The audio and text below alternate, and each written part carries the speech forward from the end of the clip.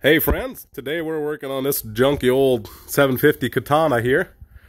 This happens to be 91, I believe. Can you see that? No? Okay, 12th month of 1990. Anyway, these carbs. This isn't a carb cleaning video. This is a garbage rubber plug video. And for some reason, you happen to have one out? You don't, because you put all the ones back on, didn't you? I did, but this is the remains. No. Yeah, so anyway, this used to be a rubber plug. These rubber plugs, they call them passage plugs. They go in there, and you've got your, there's a jet in there, and I guess this little passage in there, oh, come on now. There's a little passage down there that allows fuel through into here, and therefore, into this passage rather, therefore they have these rubber plugs in there. Those rubber plugs deteriorate and basically turn into freaking paint. They feel like silicone. I couldn't figure out what was wrong with it.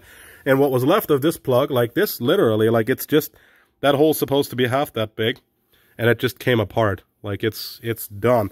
So what I actually did, they're just here to plug the passages so you can access the jet in here, but to where fuel can't get in. Well, I just grabbed me a kit off of Amazon, and I happen to have this one already. Hex head screw kit, and a tap and die kit. And a tap and die is just to cut threads.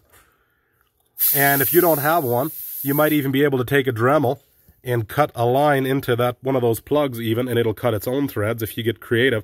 But yeah, literally all I did is I cut into here, I cut some threads into here, put a little bit of silicone on there, screwed it in. And I'm never going to mess with those stupid rubber plugs again. I might actually do that to all of these if I end up having issues, because if fuel gets through there, then you can flood, you can fill your cylinders with fuel, all kinds of bad stuff can happen. But if you're missing your rubber plugs, this, and I haven't tried it, I don't know that it works, but I can't imagine it wouldn't, right? I mean, what possibly, fuel can't get by. That's the purpose, is to keep fuel from getting in. That's what this plug is going to do, so there's really nothing that could go wrong with that. It's not going to melt like the rubber that was in there before. And yeah, hey, what do you think? Think it's going to seal it? I think you'll be good to go.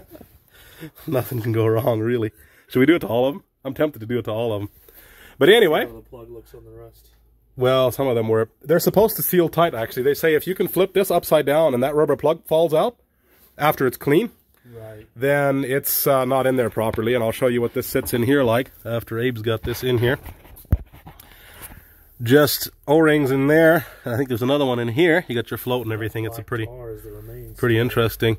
And this paint-looking garbage that you see on there is literally what remains from the plug. And now you can see it's sitting on that head. That's another thing. You want to make sure you drill it far enough to where it screws in far enough to where these still sit properly. Is that far enough? It sure is. As long as it's not touching. Yeah, it seems like it's just barely making contact. So that's perfect depth. I went in 3 threads, maybe 4 threads is what I cut in. I didn't go very far. But anyway, that's a quick, unorganized video, but this is the stuff that I use. I just coated the hex screw with that to make dang sure that no fuel gets by there where it shouldn't, even though that screw in itself would already be probably better sealed than any rubber plug. But anyway, as always, hope this video helps somebody, and may God bless you.